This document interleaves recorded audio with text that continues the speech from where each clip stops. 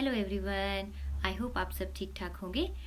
आज का वीडियो है जो लोग यूरोप की किसी और कंट्री से पुर्तगाल आते हैं और यूरोप की किसी और कंट्री का उनके पास जो है रेजिडेंसी कार्ड है या वर्क परमिट है या रेजिडेंट कार्ड है। जैसे कि जो साइप्रस के लोग हैं उनके पास एक येलो जो है स्लिप होती है और पिंक स्लिप होती है, येलो स्लिप होती है एक जो मेन है। तो फिर वो पुर्तगाल आते हैं और लेकिन जैसे कि उनका जो वर्क परमिट है वो वहीं पे ही वैलिड होता है, ठीक है। या किसी के पास वर्क परमिट होता है 2 साल का, 3 साल का, ऐसे कुछ होता है। तो पहले प्रॉब्लम नहीं आती थी, लेकिन अभी काफ़ी सारे ऐसे केसेस हुए हैं जिनमें कि शेफ ने बोला है कि अगर आपके पास ऑलरेडी ही उस कंट्री का जो है वर्क परमिट है तो आप यहाँ पे क्यों आए हैं। तो अगर उनको कुछ भी कहते हैं वर्बली, अगर आप शेफ को कुछ कहते हैं कि नहीं हम यहाँ पे काम करना चाहते हैं या क्या है जो भी, तो वो एक्सेप्ट नहीं कर रही है, वो एक्सेप्ट नहीं कर रही है। वो बोल रहे हैं कि आप उनको रिटर्न में चाहिए उस कंट्री से। जैसे कि सपोज दैट साइप्रस से जो येलो स्लिप होती है, वहाँ पे लोगों को पता होगा जो साइप्रस से यहाँ पे आए हैं, तो उनको रिटर्न में चाहिए उस कंट्री ने लिखा हो उसमें कि इनका जो येलो स्लिप है या फिर रेजिडेंट परमिट है वो कैंसिल हो चुका है, ठीक है। उनको रिटर्न में चाहिए शेफ को, तभी उनके फिंगर हो रहे हैं, अदरवाइज वो प्रॉब्लम क्रिएट कर रहे हैं। इसके 2 ऑप्शन है आपके पास। एक तो अगर आप ऑलरेडी साइप्रस में काफ़ी, साइप्रस या पोलैंड या और किसी कंट्री में काफ़ी टाइम रह के आए हैं, 6 महीने या कुछ रह के आए हैं, तो जब आप दूसरी कंट्री में आ रहे हैं, पोर्चुगल में आ रहे हैं, तो वहाँ पे आप ऑलरेडी लॉयर करके आए, क्योंकि आपको यहाँ आने के लिए तो वो कार्ड चाहिए आपको वीज़ा लेने के लिए, है ना।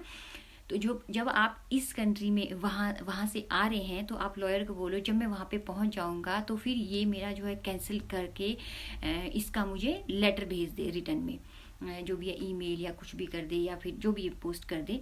तो ऐसे एक जो भरोसे वाला आपने लॉयर करना है, तो उससे वो लेटर लेके आना है। उसके बाद अपना जो है शेफ एंट्री करनी है, लीगल जो शेफ एंट्री जो बोलते हैं उसको, पेपर लॉक करते हैं जो है ना, MI नंबर मिलता है जो आपको, तब आपने करना है, उससे पहले नहीं करना है। और अगर आपने कर दिए हैं, आपको इसके बारे में आई एम सॉरी पता नहीं था, आपने ऑलरेडी कर चुके हैं आप, तो आप अकेले मत जाएं अपने फिंगर के टाइम पे, आप कोई लॉयर करें और उनको ये बात बताएं कि आपके पास साइप्रस का येलो स्लिप है या किसी और कंट्री का वर्क परमिट है। तो इस केस में वो आपकी कैसे हेल्प कर सकती हैं। तो जिन लोगों के साथ लॉयर जा रहे हैं और वो उनसे अपनी लैंग्वेज में बात कर रहे हैं और सोल्यूशन दे रहे हैं, उनके पास सोल्यूशन होता है, उनके फिंगर हो रहे हैं। जो लोग बिना कुछ किए, ना ही वहाँ की रेजिडेंसी जो है कैंसिल किए बिना और ना ही लॉयर के बिना जा रहे हैं, तो उनको अपने फिंगर्स में बायोमेट्रिक में काफ़ी प्रॉब्लम आ रही है। काफ़ी सारे ऐसे केसेस जो हैं आए हैं, पहले नहीं था ये। अगर कोई लोग मेरी वीडियो देखता है तो बोलेगा कि ये हमें डरा रही है और समथिंग, तो पहले नहीं था ये, अब हुआ है। तो एक मेरे वीर जी हैं जो साइप्रस से आए हैं, उन्होंने ही मुझे ये बताया है और उन्होंने ही मुझे सजेस्ट किया है कि प्लीज़ आप इस टॉपिक पे वीडियो बनाएं। थोड़ा सा 3-4 दिन लेट हो गया, पर फिर भी तो अगर आप किसी को जानते हैं जो अदर कंट्री से आए हैं, जिनके पास वहाँ का वर्क परमिट है, रेजिडेंट कार्ड है या जो कुछ भी, what ever, I don't know, बहुत सारी कंट्रीज़ हैं जहाँ से लोग आते हैं, मुझे बहुत सारी इन्फॉर्मेशन नहीं है उनके बारे में कि क्या क्या चीज़ें होती हैं, कैसे वर्क परमिट होता है या क्या वीज़ा है उनके पास। तो आपको वो अपना स्टेटस जो है वो कैंसिल करवाना है। कैंसिल कराने के बाद ये नहीं कि ओके हमने कैंसिल करा दिया, उसका आपके पास रिटन पेपर होना चाहिए उस कंट्री की तरफ से। जैसे कि सपोज दैट हमारे यहाँ पे फिंगर होते हैं पुर्तगाल में, तो शेफ हमें एक लेटर देती है, यू नो, उसके ऊपर स्टैंप होती है, सब कुछ होता है शेफ का। तो ऐसे ही आपको उस कंट्री से जो है लेटर लेके आप आए नहीं, यहाँ आके अप्लाई करें, क्योंकि जब अगर आप बाय एयर आ रहे हैं, वीज़ा लेके आ रहे हैं, तो आपको प्रॉब्लम होगी। तो तब तक आप उसको कैंसिल ना करें। तो ये आपका जो है 2 तरीके हैं आपने अपनाने हैं। या तो आप ऑलरेडी लॉयर करके आए, उनको बोले जब मैं वहाँ पे पहुँच जाऊँगा तो फिर आप मेरी ये जो है रेजिडेंसी है या वर्क परमिट है या येलो स्लिप है, इसको कैंसिलेशन की जो रिक्वेस्ट है वो कर दो, ठीक है, जो एक प्रोसीजर होता है उस कंट्री का।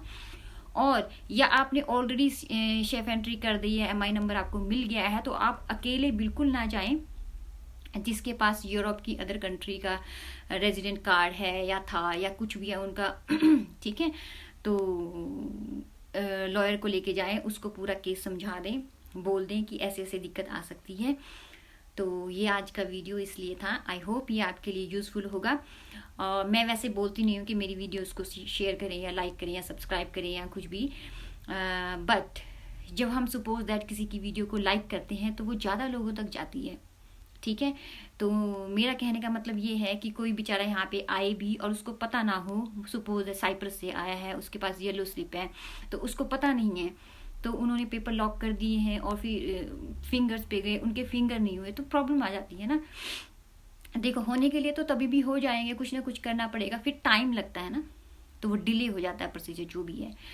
तो ऐसा करें कि आप जो लोग आने वाले हैं या प्लानिंग कर रहे हैं या आ चुके हैं, उनके साथ जो है मेरी वीडियो को अगर आप शेयर करना चाहते हैं तो आप शेयर करें, और इसके बारे में और आपको डिटेल कुछ भी पूछना है तो वो मेरे से पूछ सकते हैं, ठीक है। तो मैं ऑलवेज ही ऐसे जो भी लोग क्वेश्चन करते हैं, हेल्प के लिए पूछते हैं, मैं हमेशा उनको जो है रिस्पॉन्स करती हूँ इंस्टाग्राम पे।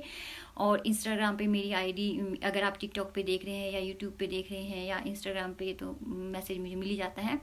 तो टिकटॉक पे तो कई बार मैं वीडियो नहीं अपलोड करती हूँ, ये लंबी वीडियो है।